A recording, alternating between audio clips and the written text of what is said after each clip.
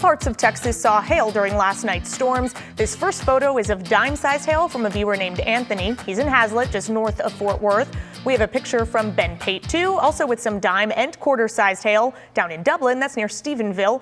Thanks, gentlemen, so much for sending those in. It's a huge help to us. And thank you so much for staying with us on this Sunday morning. I'm Sydney Persing here with Cassie Hyder.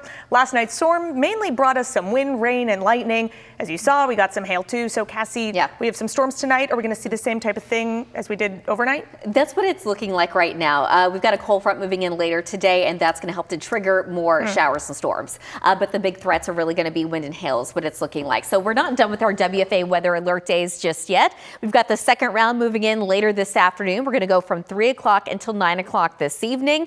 And then the next round will actually be taking place on Wednesday. And as of right now, it's looking more Wednesday afternoon and into the evening where we do have that threat for seeing severe storms. The big impacts from these storms will be golf ball size hail, wind gusts of 60 miles an hour. We're going to have to watch later in the week a lot more closely to see if there could be more of a tornado threat. So you just need to stay updated with the latest forecast. Have a way to receive those warnings and make sure you download the WFA app if you have not already done so. Satellite radar showing we still have some showers, some thunderstorms, mainly south of the Metroplex right now. And a lot of these still very electrical. They're pretty loud. They have quite a bit of lightning with them. They are still strong. You can see the heavy rain quickly moving off to the east, roughly about 35 to 40 miles an hour. Bahia still seeing some showers and thunderstorms. Everything's moving just south of Corsicana, though, and farther out to the west, we still have the one storm just south of Stephenville, but that's also continuing to try to weaken a little bit as it moves off to the east. So for the meantime, Dallas, we're quiet, we're cloudy.